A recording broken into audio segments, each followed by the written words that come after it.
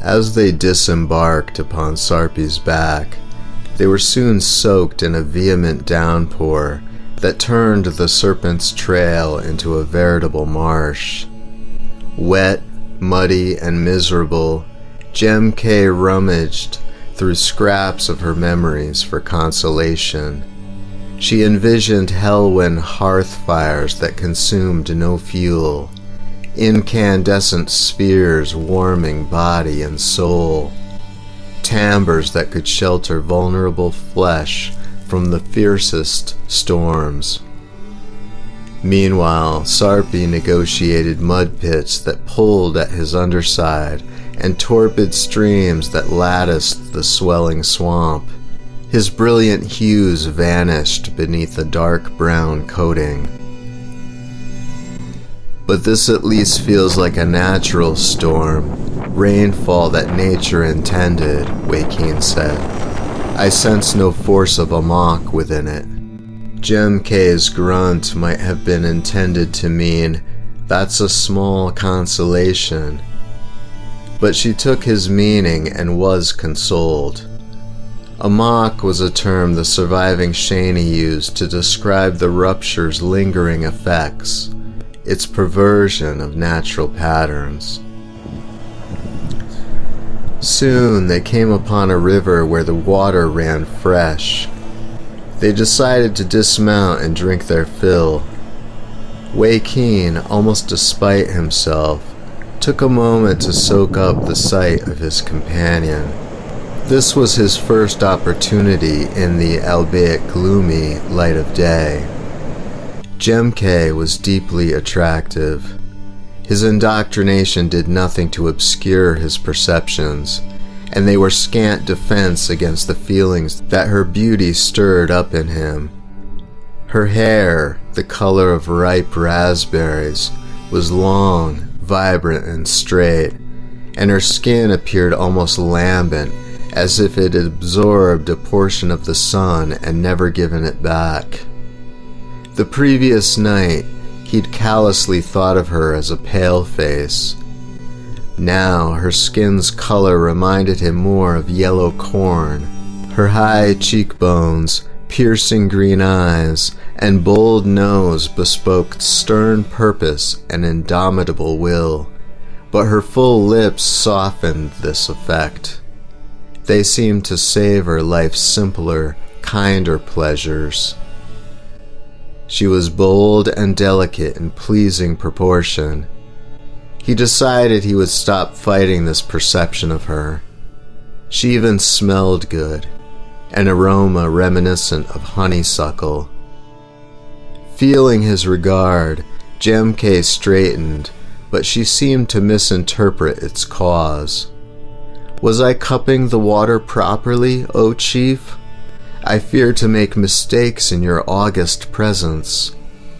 Her eyes narrowed. "But then, doesn't your toe say that I cannot do otherwise, being mortal and tainted?" Wakeen was certain the woman was deliberately provoking him this time, but he opted to resist the bait. "You spent so much time down there, I thought perhaps you were communing with the stream," he said. "Indeed I was," she said, with a taunting smile. "It told me you are divided within yourself, conflicted. You resolved not to trust me, but now you're not so sure." Suddenly, Jemcay's voice and demeanor were more solicitous. "I think you should trust me, but of course I would say that, wouldn't I?" Before he could respond, she stepped forward and grasped his arms. He hissed at her impertinence and stiffened, but did not withdraw. "Wakeen, I could be the one friend you've got left, if you gave me a chance." When this failed to elicit a response, she returned to provocation. "You know, this kind of spiritual rigidity brought on the rupture.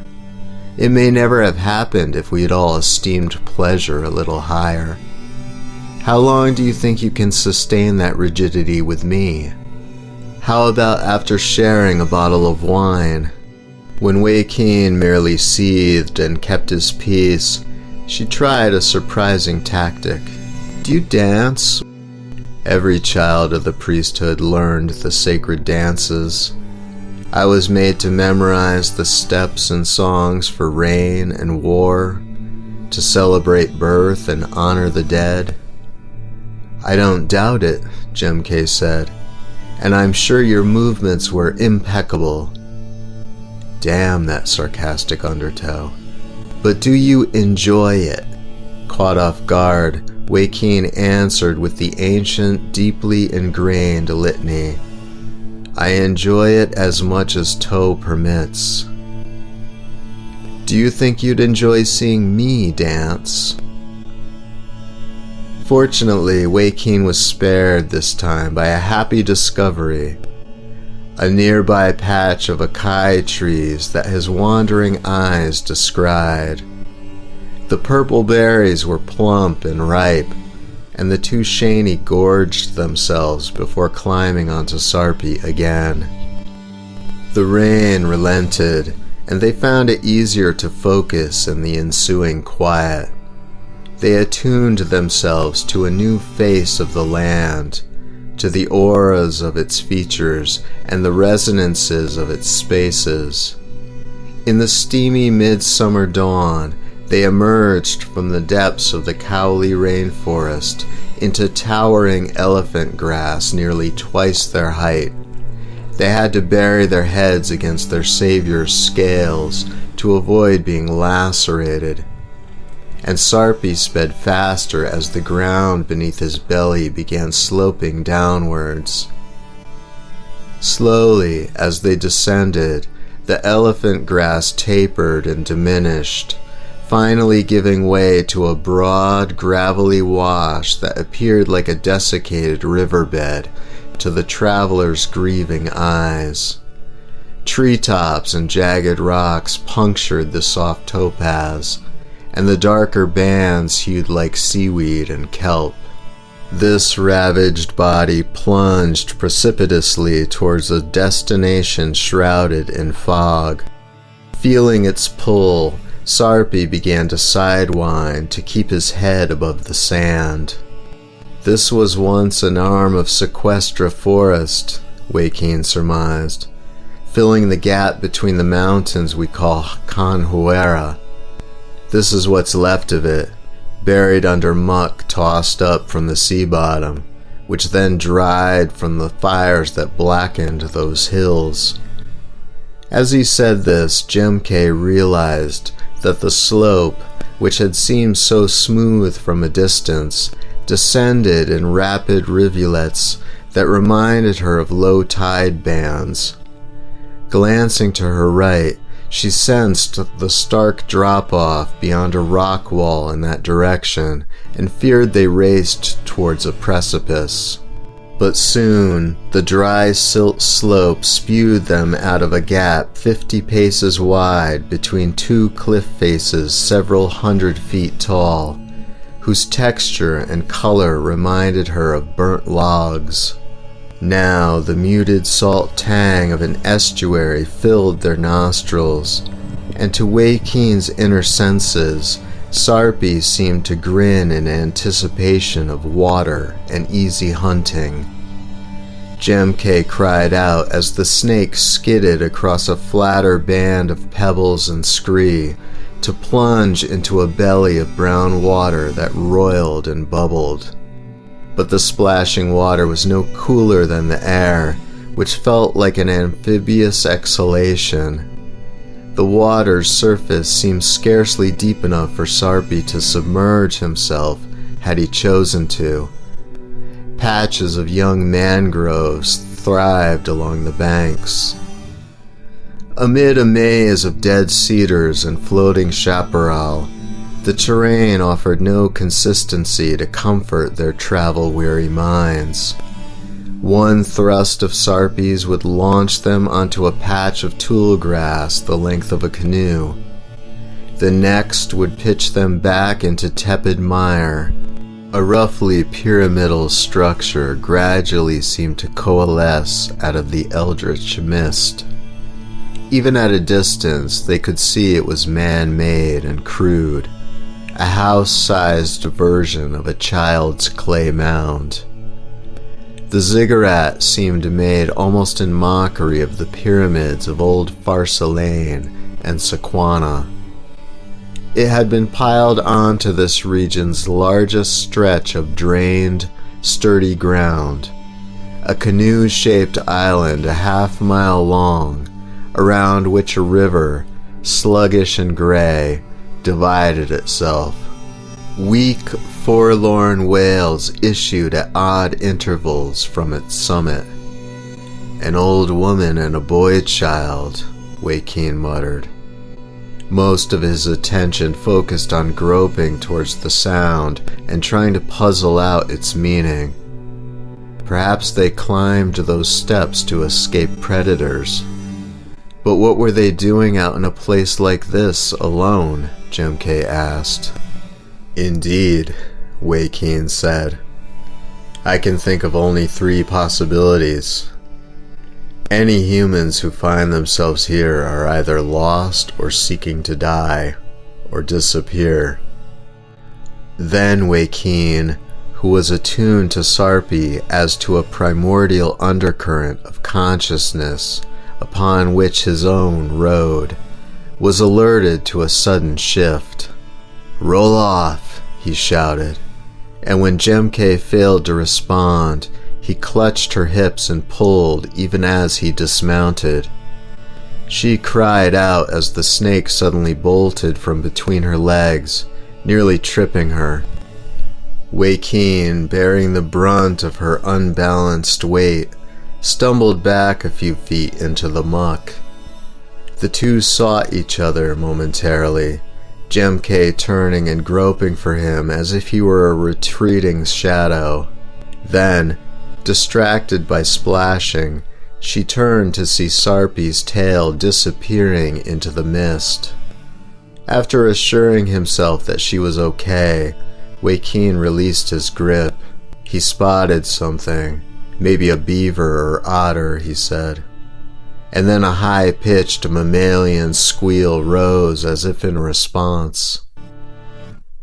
The big man seemed to scent the air momentarily and then shrugged. Probably for the best.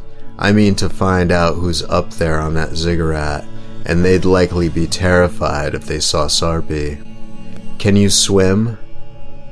But even as he took a few steps towards the structure, bidding her to follow, he realized the question was moot. The water was only knee-deep, merely enough to create the illusion that they stood within a vast lake body. It was discolored in places, bands of copper and orange, like the ruddy blood of Ophia running over saturated loam. Cries came again, with a beseeching timbre, a plea for mercy, or at least for someone to acknowledge their desolation. "Come on," Wakeen urged Jemcay. "It's closer than it appears.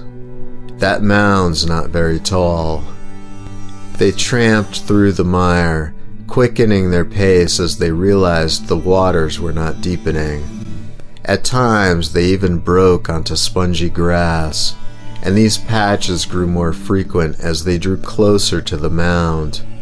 To Wakeen, they seemed to be approaching the heart of the swamp's stagnation. Even in the most torpid pools, he felt flow of some sort. Too slow for human perception, perhaps, but vital nonetheless. But all flow seemed to cease at that ziggurat.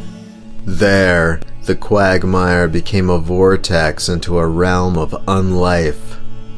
At the structure's flat summit, the two figures' timbres reminded him of a candle nearly guttered, its last flickering instants thrown up in a futile hope for renewal. And alongside this, Wakeen sensed the repudiation that had consigned them to this place. With the instinctive identification and fury he felt on behalf of the ostracized, he began to outpace Jemcay. She called after him as his boots met springy ground and he broke into a sprint. The ziggurat steps were uneven and high, sometimes 3 feet from terrace to terrace, but Wakeen took each with a single bound, glaring at the summit like a wolf at a snare. He was so fixated on the climb that at first he didn't notice the ziggurat's unusual design. There were no actual terraces. Rather, a crude walkway a couple of paces wide rose from the base and gradually wound around the structure to the top. Almost like it was made for Sarpi, he thought, noting its unmistakable serpentine suggestion. Grim memories and new perceptions converged, painting a clearer picture of this place's purpose and whetting his fury. From the center of the summit plateau rose a phallic stone in crude imitation of a Shani Kundra.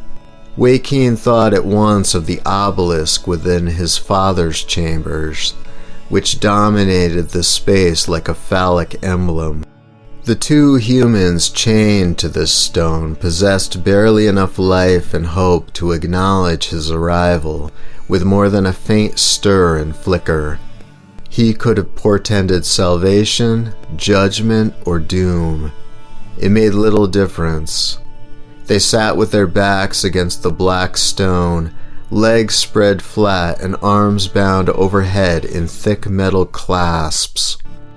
One was a lad who appeared no older than 10. The woman was the most aged Osquai Wakeen had ever seen. Perils of scarcity, predators, disease, and tribal warfare usually claimed these people much younger. The woman moaned softly, but seemed to be speaking more to herself. Wakeen was but another phantasmagoric swirl before her dimming eyes. "Sacrifices," Jemcay whispered. In his shock and rage, Wakeen had not heard her reach the summit. Now her breath steamed beside him, and her timbre felt appalled as if she'd discovered a hitherto unknown form of cruelty. "And look at those shackles," Wakeen spat. "No Osquai ever forged such things." "Brinsteaders?" Jemcay suggested, but she didn't wait for a reply. Compassion for the bound humans overcame her, and though she saw them tense as she approached, she squatted before them, undeterred, and began mumbling reassurances. Wakeen reached over her head and felt the metal. "It's possible," he said, "but the Brinsteaders make little themselves. Most of their ironworks are gained from trading with Chitaine, and the priesthood is stingy with its supply. They hoard as much as they can to make conduits of power." Fuming, he began to pace, as if one rupture wasn't enough. In this, he pointed to the heavy chains, they could have fed and clothed a village with the same expenditure. Then he stopped, gripped the chains again, and drew a slow breath. "Jemcay," he said, "I've some skill with the timbres of fire, but I don't trust myself right now. Too much rage courses through me. I'm liable to scald these 2 before the chains break." She rose and gripped his shoulder. "We'll do it together then, all right? I'll help steady and focus you. We'll need our combined strength anyway. Even with that, I doubt we can do more than weaken the chain links." They were crafted with scarcely any more care than this ziggurat was, Wakeen observed. Had they been wrought with sacred timbre, our cause would be hopeless. As it is, these people will have to bear the manacles. But unless this is the only time these bonds have ever been employed, someone must possess a key. "We have no time to look for that someone," Jemcay said. "We've got to offer what aid we can right now." "Aye," Wakeen concurred, else these two will not survive the night. The two, with hands conjoined, probed the chain, searching for natural flaws or weaknesses to exploit, places where the joins longed to separate. Jemcay would not have thought there could be any weaknesses within such thick iron, but after a couple minutes, thin fire veins formed, growing like webbing within the links, reminding her of cracks in porcelain, only these glowed red like magma. Once the webwork was complete, she and Wakeen were able to crush the chain at its eroded point with a single squeeze. Slowly, Wakeen removed his hand, feeling reluctance surge through him like the sting of defeat. Though it brimmed with pain and incomprehension, his companion's presence was stabilizing. Jemcay, he realized, had never fundamentally doubted her rightness in the universe, in herself, as he had. She was, in her way, as accepting of the natural motions of her being as Sarpi was. "What I would not give," he cursed. His brooding thoughts intensified as he gazed down at the two captives, who were scarcely cognizant that they'd been freed. Perhaps they were too famished to rise. He needed to do something for them, at least conceive a plan. But for the moment his outrage ruled him, and he strode to the lip of the plateau and shouted into the darkness and fog, "What manner of people are you, abandoning your own like this? Tiny, craven souls!" His challenge was answered almost immediately by the swish of oars. A cedar bark canoe glided into view to his right, cutting a path along a sluggish stream clogged with lilies.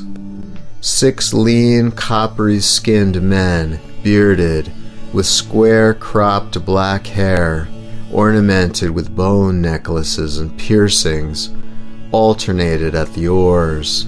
In low basso voices, they hummed a sonorous tune with long vowels. "It seems like you've gotten your answer," Jemcay said. "What folk are these?" Wakeen studied the men in the boat a moment longer. Though they were clearly aiming for the island, and no doubt came in response to his call, they never lifted their eyes from the water. "Junsa," he muttered. "Maybe they've mingled with other tribes since, but those offspring would be but children. These are Junsa, certainly. My father was the governor of Khempsa during the decades when they were held in captivity there. I can't be mistaken." "They probably hold little love for the two of us, then," Jemcay said, "even if we hadn't committed the blasphemy of freeing their intended sacrifices." "No," Wakeen whispered. Then he stiffened with sudden decision. "When they draw close, try to talk to them. Use that diplomacy you folk of Helwyn are renowned for. I've got to get still, try to quiet my mind." "What are you going to do?" "Jemcay, please." The rowers reached an inlet on the island's northern side, still lofting their low chant like a somber malediction. Wakeen assumed a cross-legged position on the uneven clay floor, as if forming a human barrier before the former captives, and forced them out of his thoughts. He had to attempt something he'd never done, and was not sure it was even possible to do on the level of conscious will. Gradually, he became attuned to the life of the swamp, as if his tactile senses extended into the lilies and moss, the sycamores and lichen, the worms and the very loam and water, until it became a singular interdependent soup of experience, a gestalt sustained by his mind. There was no separation. leastways none but what his fears and inhibitions might conjure. Until now, he'd been able to tacitly accept Sarpi's aid, though it seemed he anthropomorphized the creature in even giving it such a name. But to actually call out to him, beseech him for help, seemed like a final concession to madness, eroding the last vestiges of his sense of humanity. What was humanity? The Chitaen priesthood proclaimed that the Osqui were barbarians, but he, Wakeen, had seen things in Chitaen that would make any Osqui shudder to his core. And even as he thought this, Wakeen felt Jemcay with an acuteness that surpassed any of his previous sensations and impressions. With naked love and vulnerability, she pleaded with the Junsa below for mercy towards their two abandoned kin. The rawness of her appeal nearly overwhelmed Wakeen, and he intuited how her promiscuity, which had so revolted him, the idea of it, was in its way her expression of the same thing that he was experiencing now, the beauty and grace of all things. How could such passion arise unless nature herself was possessed of a heart? And how could Toh, the judger and condemner of humanity, granted that he even existed, how could he ever have created such a thing when it obviously did not live within his own heart? With a pitch to match Jemcay's appeal, Wakeen called out within the depths of his soul, "Come back to me, brother. I need you." He felt the snatch of the serpent's attention, the primal tug equally as powerful as that which had launched the creature into the mist in pursuit of prey. Perhaps instinct was love's child, after all.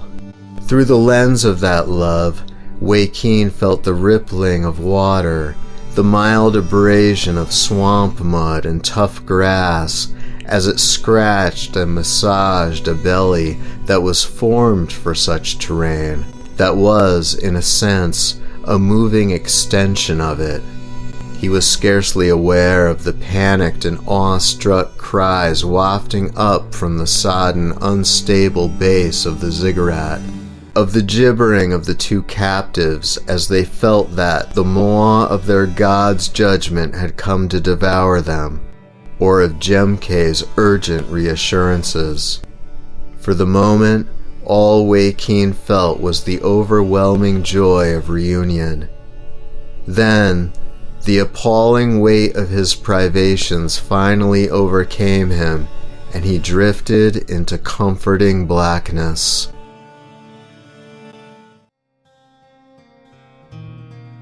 Welcome to the mythic story cycle I call Parting the Veils.